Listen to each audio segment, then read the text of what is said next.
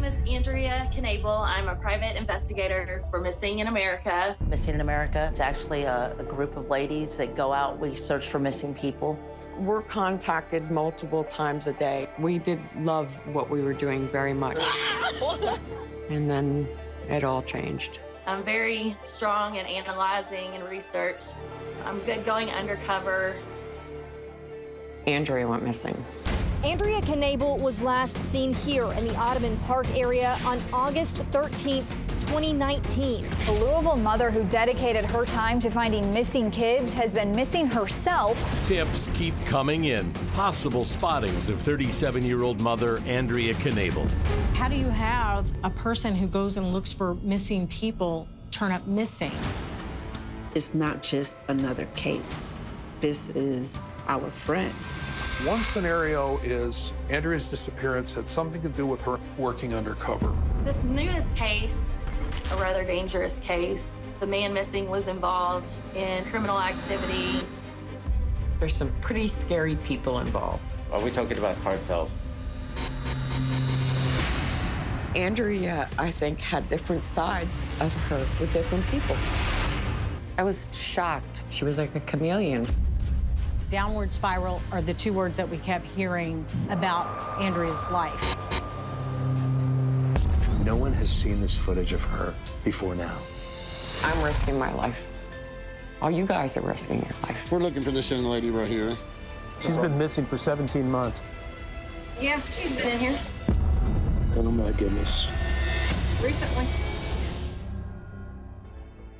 Missing in America founder Nancy says she now has the daunting task of not just searching for other missing people, but also a member of their own volunteer group and her best friend, Andrea.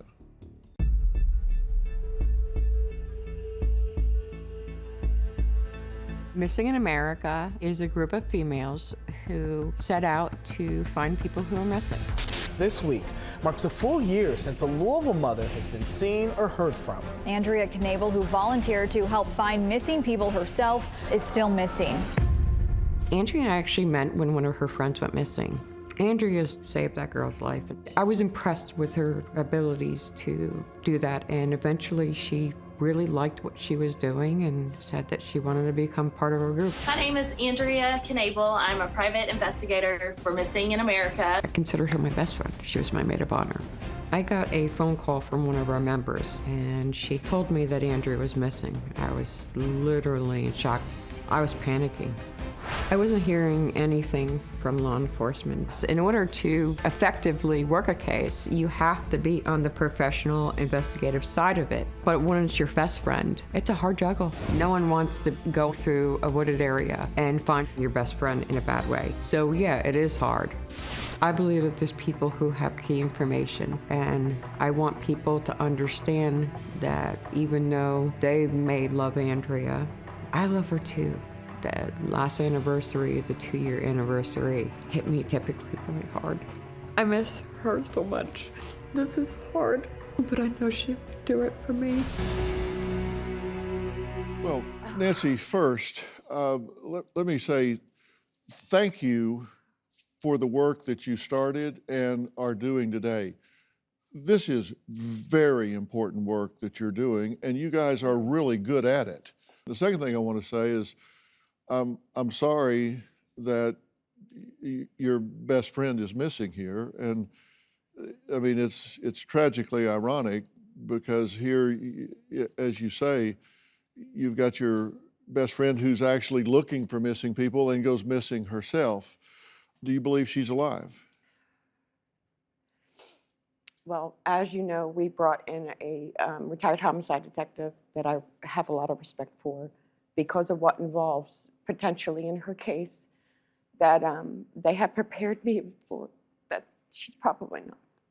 Okay. So you're aware that it may be the case because of how much time has passed and you've not heard from her. Now, you made two statements that I really found a little hard to wrap my head around. Okay. You said, how can someone who's looking for missing people go missing? Yeah. And then not long after that, you said there were a lot of scary people involved. Didn't you answer your own question?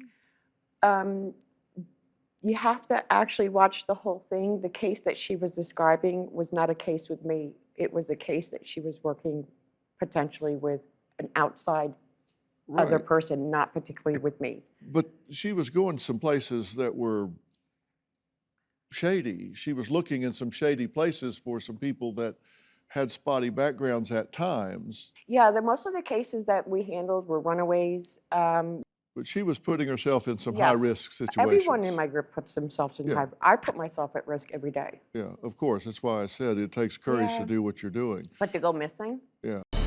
She was the same Andrea that I always knew until the end. I found out some things about her life that I was not aware of. The things regarding possible drug use, it was very shocking to me. At first, when someone told me that, I couldn't believe it. You know, I lived with her. I've never seen anything. I've never seen people coming and going from her house.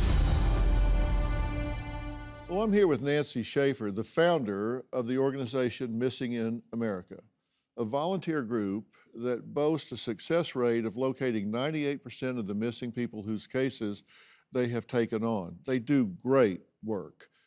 But in 2019, one of their own, Andrea Knabel, went missing, so Nancy hired her friend, Joe Fanciulli, to help find leads in the case. Now, this is what he has to say. My name's Joe Fanciulli. I'm retired law enforcement. I was involved in check frauds, burglaries, robberies, and then on to homicide. A few months after Andrea went missing, Nancy reached out to me on Facebook and told me about Andrea's case, and the deeper I got involved in it, the more intrigued I became. I finally reached a point one day where I said, you know, let's go find your friend. As I talked with people, I found out about Andrea's involvement in the drug world. With social media, you take a deep dive into a person, you look at friend connections, and you find that Andrea has 3 or 4 Facebook profiles, different friend groups. I started finding some things that were very unsettling about the criminal records of some of these people. Andrea's a chameleon.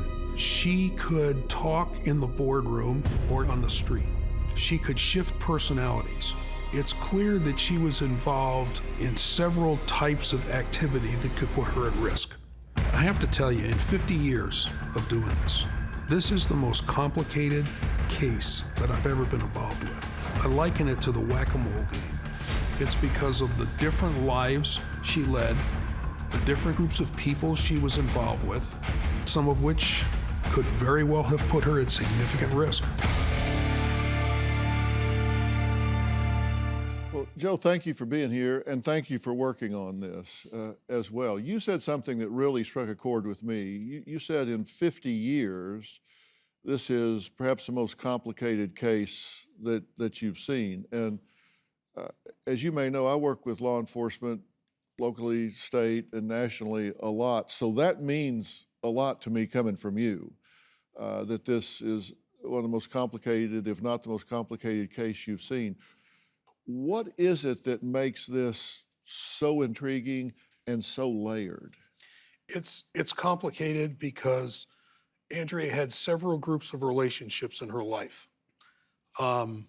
She had family relationships, she had close friend relationships, and then she had relationships, I have to say, in the drug world, and with some people who had some pretty scary criminal background records. So she kind of lived a double life. She lived more than a double life. Yeah. She Multiple lived lives. multiple lives. From what Yeah. we realized, yeah.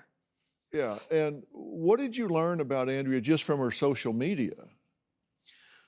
I learned that she did have this ability to move about through these groups and maintain friendships and sort of speak the language, walk the walk, talk the talk, which is what made her so good at looking for missing people. She could go into a certain location that maybe Nancy or one of the other ladies couldn't go into, and I certainly would be able to walk into and get information out of people. Yeah. Because she would morph into that whatever that slang was that was going on, or the look that was going on, and she was great at pulling So she could information. blend in on the street, both in terms of the lingo and the look and the demeanor, whereas you signal cop wherever you go. I mean, you look like a cop from 50 yards away, no matter what. But she wasn't that way. And part of it was because she wasn't just playing a role. She was, as it turns out, was part of that culture. Unfortunately, yes. By being part of that culture, she did have relationships that could come back to bite her. And that may have been what happened here, is what we fear. Absolutely. After I got involved, I found some people who had not been talked to before, some of whom had been waiting to be contacted. And people are like that a lot. They won't come forward. Right. But You once ask you them, they'll tell contact you. them, they'll talk. So, Yeah. We put together a bit of a timeline, Joe, and help me with this. On August 12th, she left her mom's house at 9:01, and at 9:07, she went to a McDonald's. She was there for about 30 minutes. Then at 9:50, she arrives at the Kentucky One Health Medical Center. At 11:22, she leaves there, and at 11:34, she goes to her mother's house. Now, it rolls over to midnight, so that means it's now August 13th, and she goes to her sister Erin's house. And at 1:38, she leaves her sister Erin's house, and at 1:54, she arrives back at her mom's house, and then we jump forward now to almost 4 o'clock, which is the last time the phone showed activity at her mom's house. But then at 6:31, there's another ping on the phone, but not enough to track it. And that was the last activity that was seen on that phone. So somewhere between 3:53 a.m. and 6:31 a.m., that's when something happened. Is that what you surmise? the problem is with this timeline, it was created by the private investigator who had custody of Andrea's computer for almost a month before it was turned over to the police. There are holes in that timeline.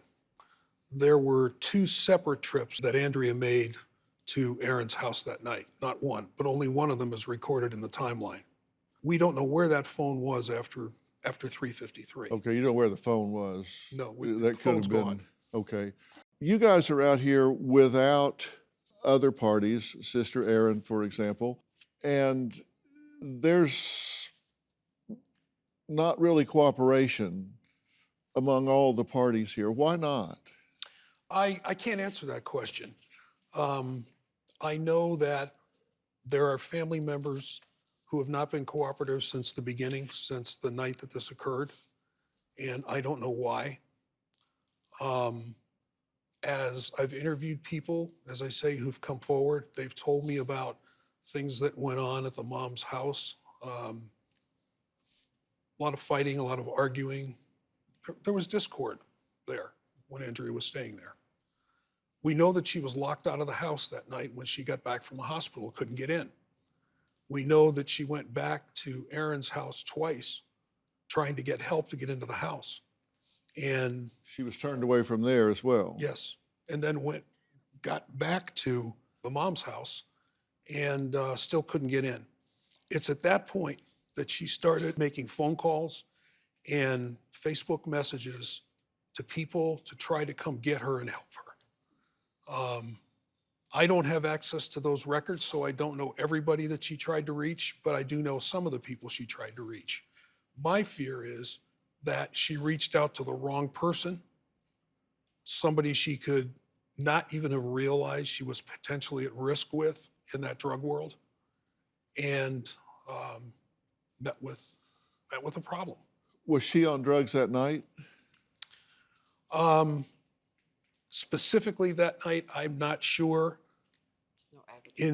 No direct evidence, as Nancy says, but in speaking with people who were present that night about what her behavior was that day, with my experience, I'd have to say there was something going on drug-wise. What's on her face here? These were on her face at that time, from what I understand. I'm not aware of what was on her face at that time. I was in Pennsylvania for about 6 weeks. Did you ever see her with these marks on her face? I actually took some of those videos to send them some to people because we were trying to figure out what was going on. Do you know what those marks are from? They're symptomatic of meth. I've seen people did with, not know with that. meth addictions that have sores like that on their face and constantly pick at them, which is something that Andrea did. You don't comprehend it right away. Until Andrea went missing, I didn't know a single person who had a family member go missing. I was deeply worried. Erin was worried because there were no responses from any of Andrea's friends. So we started calling everybody we could, going everywhere that she had been that we knew. That's when we knew she was truly missing. One of the things I would do almost every day when I got off work was go see my sister. So when you don't have that, it kind of makes you feel like, why am I here? It almost feels like your house is burning down. The thing that gives me hope is using the time that I used to spend with her, looking for her. We're looking for this young lady right here. She's been missing for 17 months. Things got a little dangerous a couple times. We were knocking on really awful doors at midnight with a flashlight and a flyer that you didn't know what was coming out of there. Could have been a shotgun. That's when I thought she was in danger. I told her, you can't do this anymore. I want to help her, whether that means finding her and helping her recover from whatever she's been going through or getting her justice. But in the case that she's no longer with us, we want to know where she is so that she can be properly laid to rest. Well, Erin, Mike, it's good to meet you both. I'm sorry for the circumstance, and I really hate that you guys are having to go through this. I'm not going to tell you that I'm sorry for your loss because we don't know that you've lost her, but we know that you've lost her so far that she's missing, and that's worse than not knowing. It's worse not knowing than finding out one way or the other. Just being in limbo has to be terrible. What's this been like for you, Mike? It truly is.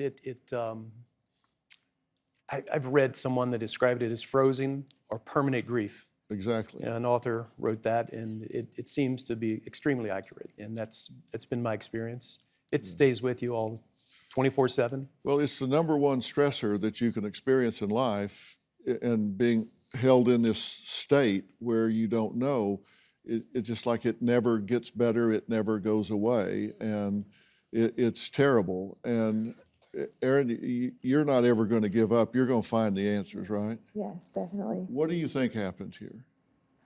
Honestly, I'm worried that I know the way Andrea is. Like, she had a very big heart. She loved hard when she cared for someone. I felt like she was being taken advantage of a lot. So I think maybe someone might have taken advantage of her that night. Yeah, it's very possible. And I know there's some things that you're dealing with. Erin is struggling with feelings of guilt for turning away her sister Andrea the night that she disappeared. Let's listen to what you had to say about this.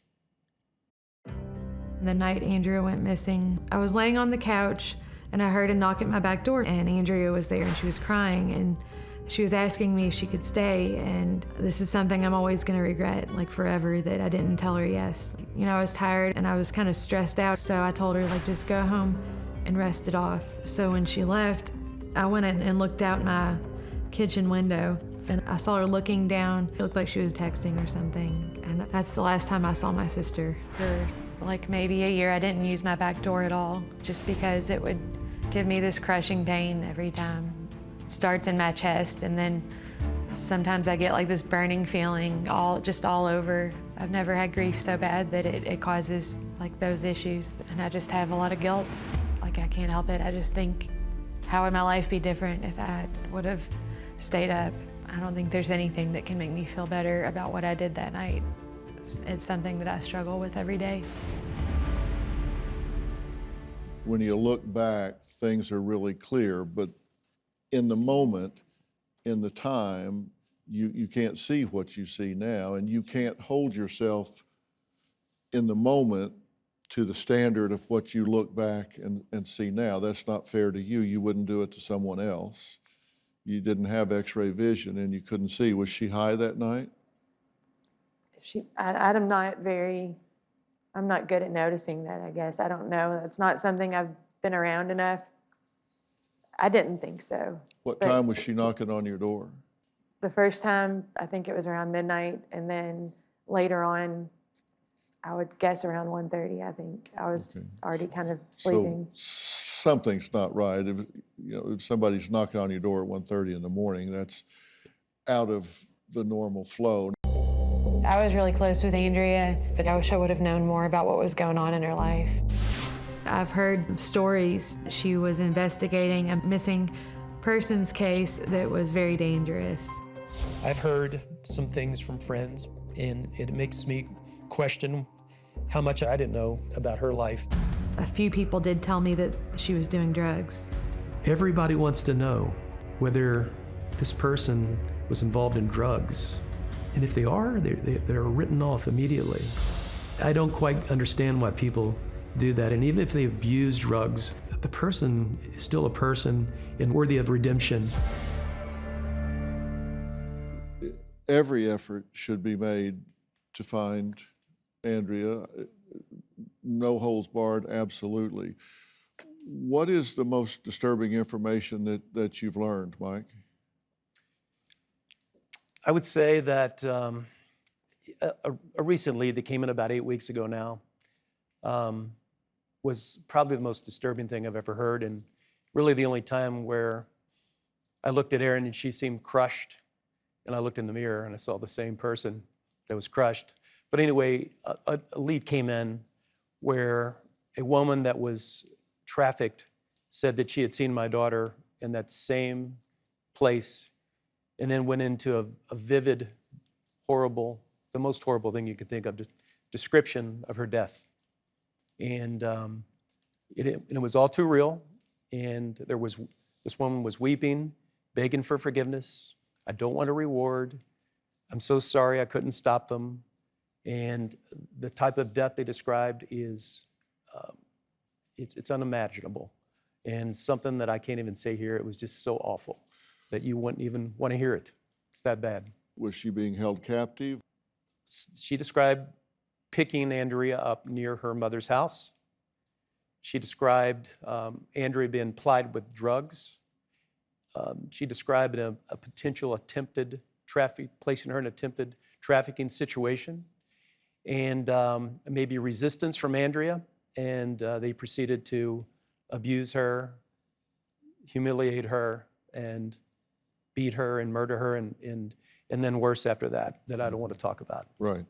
And I don't want you to, and I don't want you to go back through that in your mind, but I get the gist that she had been taken captive and held against her will, and this woman that came forward with this, has this been shared with the authorities as well? And is there any way to backtrack through this and try and verify any of this?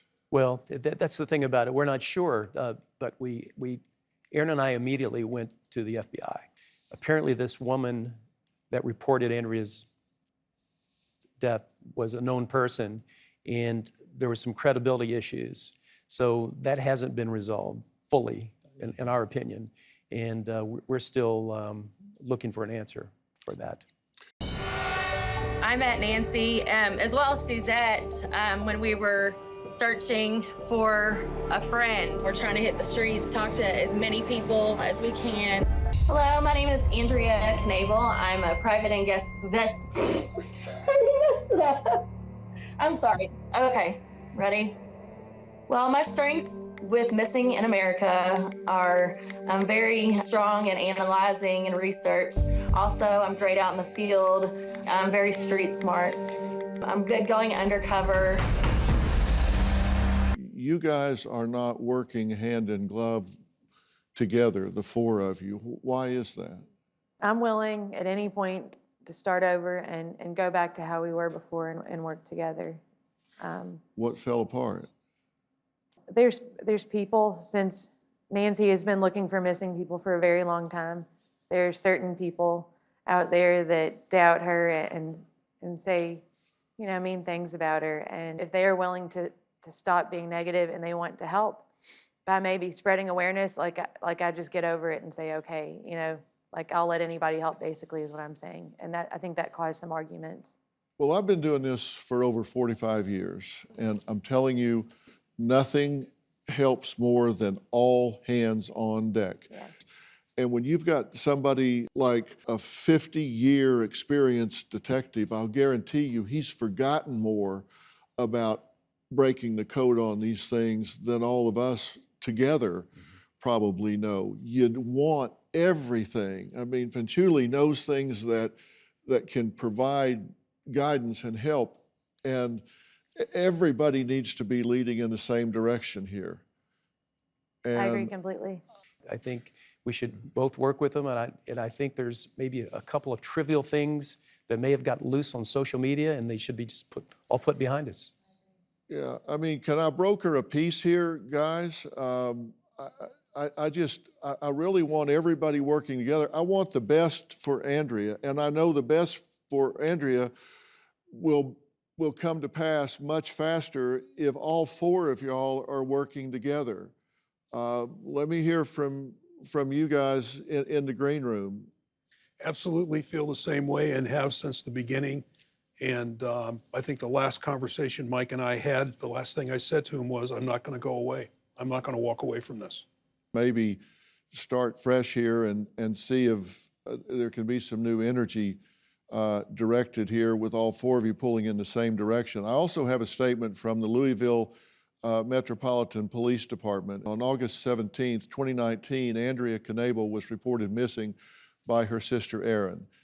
The reported person stated the last known contact with Andrea was on August 13th, 2019, around 0000 hours.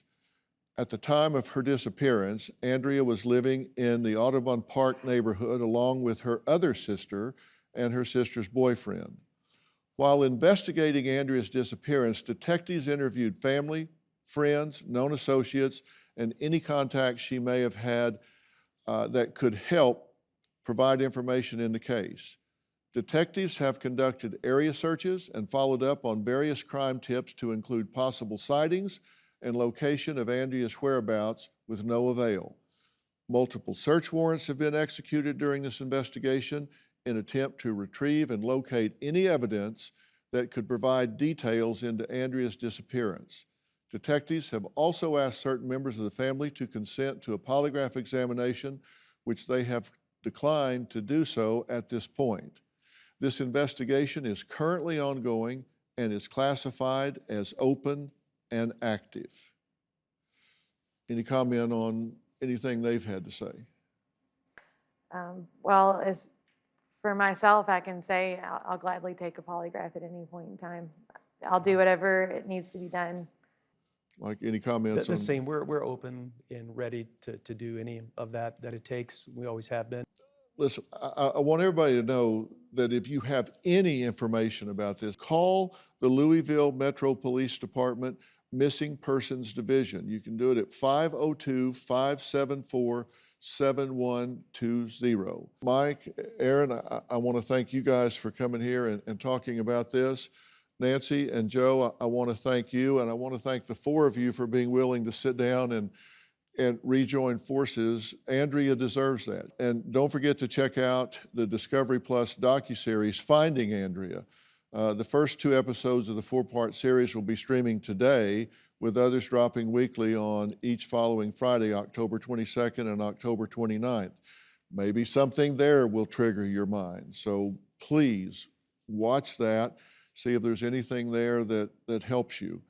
I want to note that many of the claims and theories expressed by the guests today are speculative, and they've not been proven in a court of law.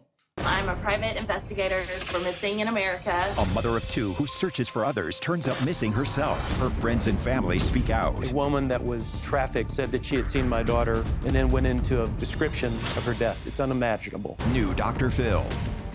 Check your local listings.